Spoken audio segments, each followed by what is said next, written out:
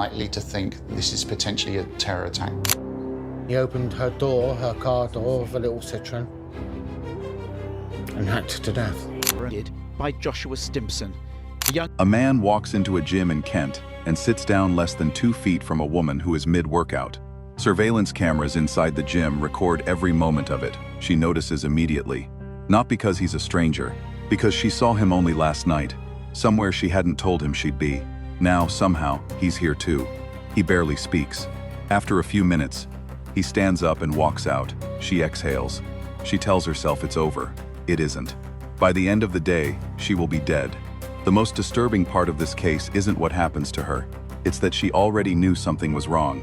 She had said it out loud, more than once, to people who cared about her. I just said, look, don't converse with him, don't talk to him, just leave everything and come home. She took a picture in the toilets and it said, that feeling when your ex shows up at the same club as you. She recognized exactly what was happening to her. That recognition still wasn't enough to stop it. Before we go any further, this case involves stalking and an act of violence that some viewers may find difficult to watch. If you need to step away, please do.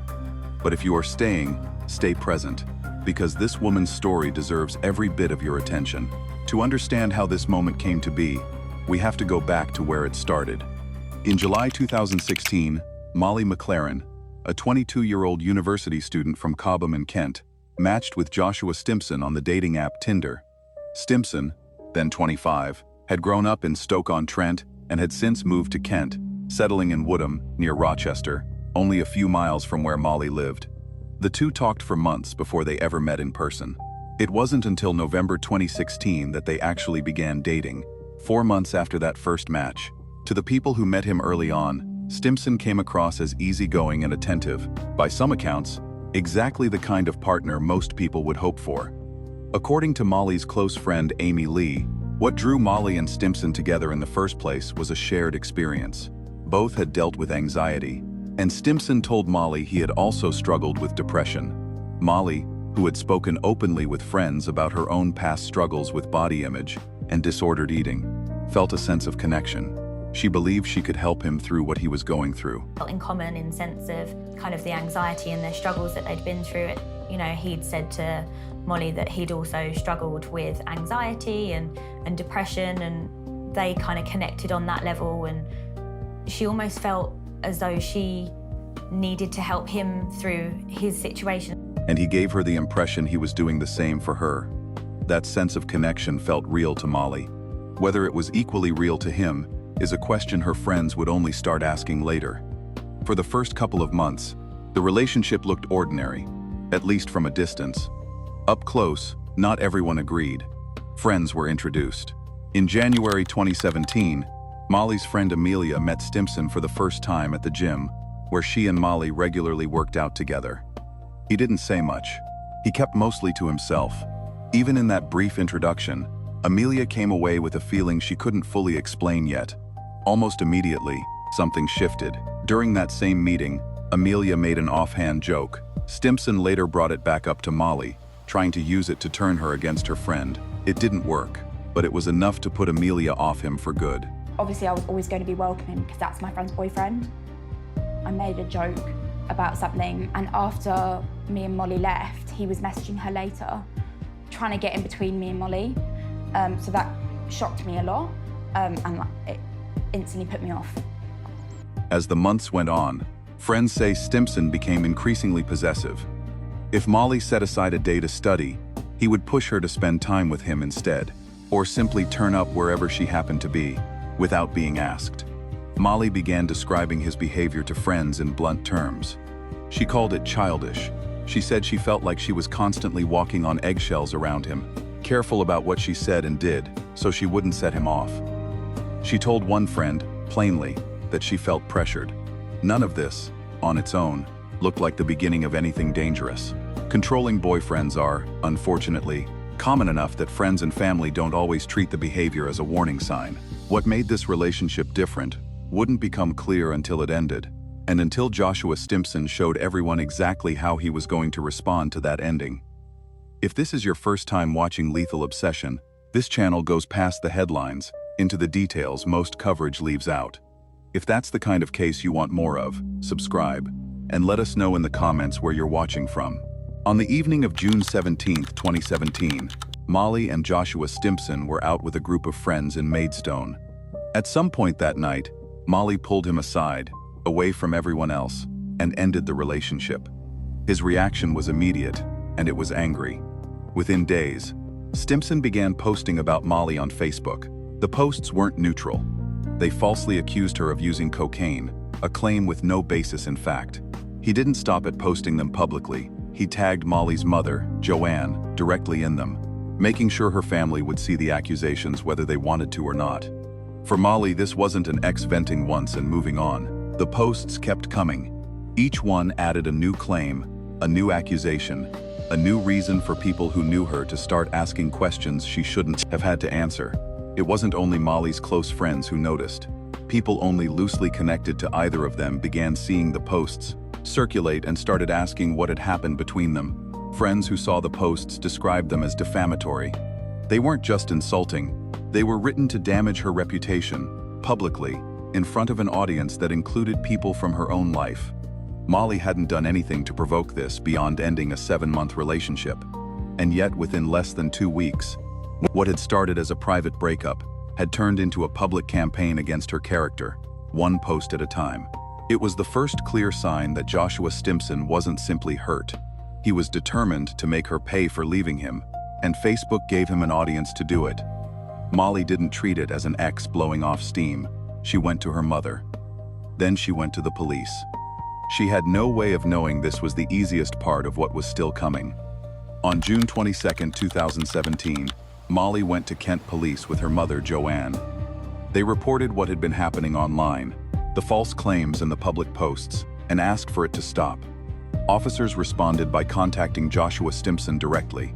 He was told to stay away from her, and that continuing could lead to criminal charges. Around the same time, Molly told a friend exactly how she felt about him. She said she was genuinely afraid of what he might do, and that she had no real idea how close to the edge he actually was. For a few days, the warning seemed to hold. It didn't last. New posts appeared on Facebook, repeating the same false accusations, reaching the same circle of friends, family, and acquaintances who had already seen the first round. Whatever the warning had been meant to accomplish, it hadn't stopped him. If anything, the harassment was accelerating, not slowing down. On June 25th, only 3 days after the first visit, Molly and her mother went back to Kent Police. This time, they reported that the posts had continued despite the earlier warning, and that nothing had changed. Officers spoke to Stimpson again. He was told the same thing a second time: walk away or be prosecuted. No charge was filed against him. No restriction was placed on his movements or his contact with her. No formal order was made to keep him away. Twice within a single week, police identified Stimpson's behavior as serious enough to justify a direct warning. Twice, a warning was the full extent of what followed. 4 days after that second visit, Molly McLaren would be dead. At the time, nothing about these 2 visits looked like the final chapter of anything. What happened to Molly had already happened to someone else, once before. Almost no one in either police force that week knew it. Before Molly McLaren ever matched with Joshua Stimpson on a dating app, another woman had already lived through a version of what was coming. Her name was Alexandra Dale. Years earlier, before Stimpson moved to Kent, she had been in a relationship with him. When it ended, he didn't move on. He began turning up wherever she went, following her into venues and nightclubs he hadn't been told she'd be visiting. He took photographs of her without her knowledge. He was suspected, though never proven, of slashing tires on a car connected to her family. He also sent her threatening messages, serious enough that in 2013, Alexandra Dale went to Staffordshire Police and reported him. That report should have created a permanent record, one any other police force in the country could find later. It didn't. The investigation that followed fell short. A spokesperson for Staffordshire Police later acknowledged publicly that the force's handling of the 2013 case had not met the standard expected of it. The case was never properly logged as a crime. Stimpson was never formally named as a suspect on the police national database, the system forces use to flag people connected to ongoing risk. He was never cautioned or convicted of anything as a result of it. so there was nothing entered onto the police national computer either. Those are two separate systems, and together, they're usually how one police force learns that a person has a history somewhere else. In Stimpson's case, neither one held a record of what Alexandra Dale had already reported. In practical terms, that meant the 2013 case left almost no trace anywhere a different force could search for it. 4 years later, when Molly and her mother walked into a police station in Kent, officers had no easy way of knowing this wasn't the first time. Even a routine background check on Stimpson's name would have come back clean, not because there was no history, but because the history had never been recorded in a form the system could surface. This isn't a story about one woman, in one city, whose warning went unheard.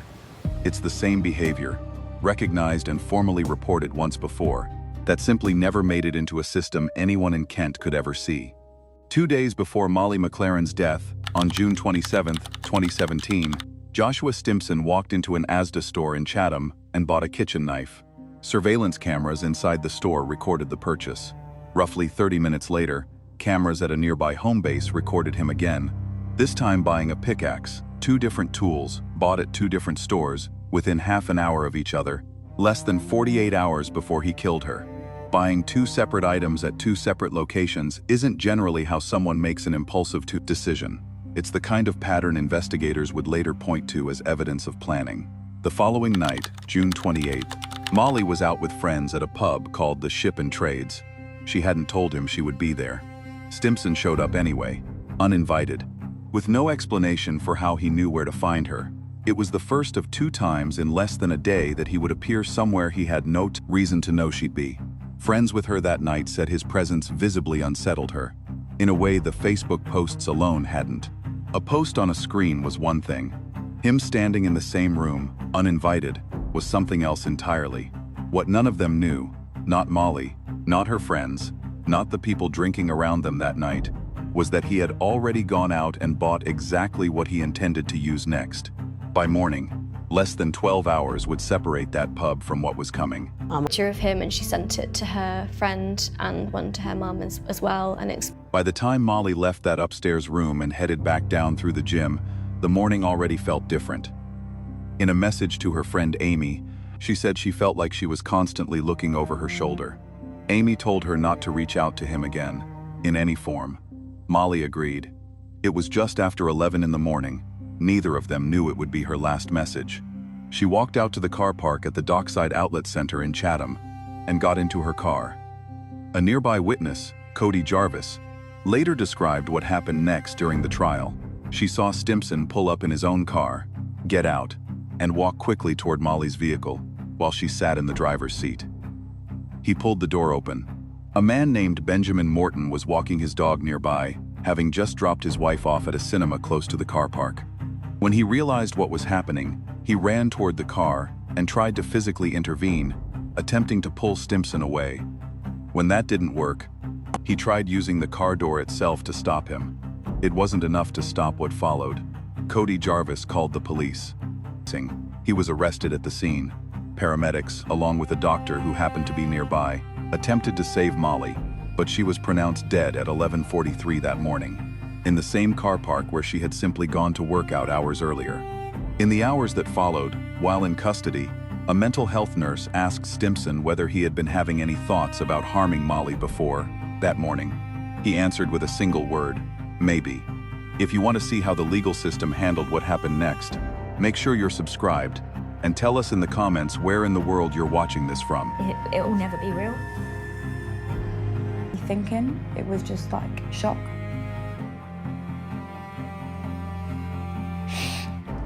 Yeah, I didn't sleep that night. I just cried all night. Yeah, I just could not comprehend any of it at all. Joshua Stimpson's trial took place at Maidstone Crown Court in January 2018. He arrived having already entered a guilty plea, but not to the charge the prosecution was pursuing. He admitted manslaughter on the grounds of diminished responsibility. He denied murder entirely. The distinction mattered enormously. A manslaughter conviction on those grounds would have required the court to accept that at the moment he acted, something had significantly impaired his ability to understand what he was doing, or to stop himself from doing it. The prosecution, led by Philip Bennett's QC, rejected that argument from the outset. Their position was straightforward. Stimpson had known exactly what he was doing, and the evidence of planning that preceded it made that clear. The defense, led by Oliver Saxby QC, called psychiatric witnesses to support the diminished responsibility claim. Evidence was presented suggesting Stimpson had an extreme sensitivity to rejection, and that this sensitivity was tied to a period earlier in his life when his mother had left.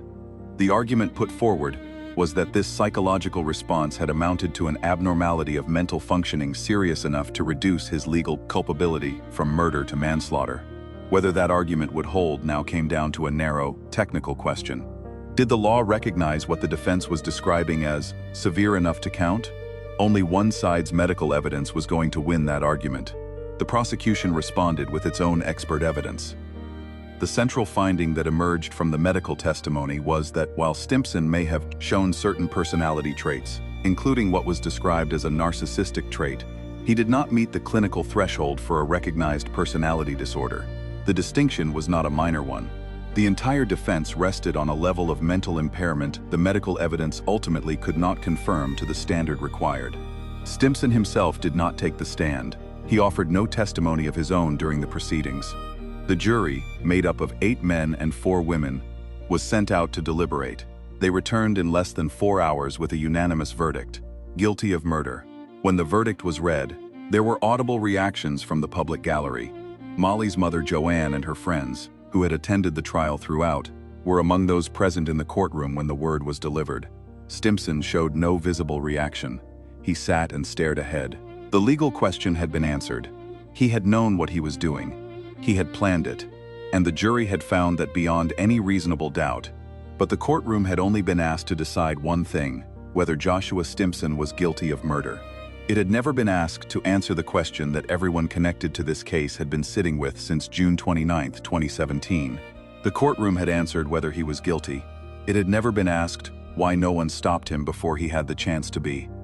When Joshua Stimpson was brought back before Maidstone Crown Court for sentencing, Judge Adele Williams did not take long to make her position clear.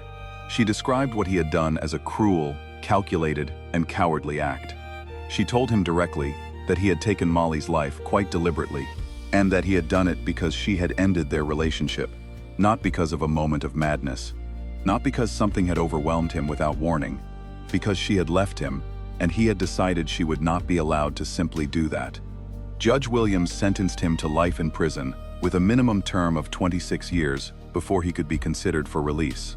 She added something else, something that went beyond the sentence itself. She told Stimpson that he would pose a very considerable risk to women for a very considerable period of time, and that he may never be released at all. It was a legal conclusion, but it was also, in a way, a description of exactly what Alexandra Dale had tried to tell Staffordshire police 4 years earlier, and what Molly and her mother had tried to tell Kent police twice in the final week of Molly's life. This man is dangerous. To women, specifically. After the conviction, Kent police referred themselves to the Independent Office for Police Conduct, the body responsible for investigating serious concerns about police behavior. The referral acknowledged that the force's handling of the reports made before Molly's death warranted independent scrutiny. A domestic homicide review was also commissioned. That review examined not just what Kent police had done, but the broader chain of events that had begun years before in Staffordshire. Its findings confirmed what the absence of any police national database record had already made plain. The 2013 case had not been handled to the standard required, and because of that, the information had never been available to any force that came after. Molly's father, Doug McLaren, spoke publicly about what that meant to him. He said that if the cross-force checks had functioned as they were supposed to, it might have thrown a whole new light on things. He said, plainly, that Molly might still be alive. Molly's mother, Joanne, directed her own words toward a different institution entirely. She said publicly that Facebook had taken no responsibility for the role its platform had played in allowing the harassment to reach Molly's family. In the first place, 2 institutions, 2 separate failures, 1 family left to name both of them out loud.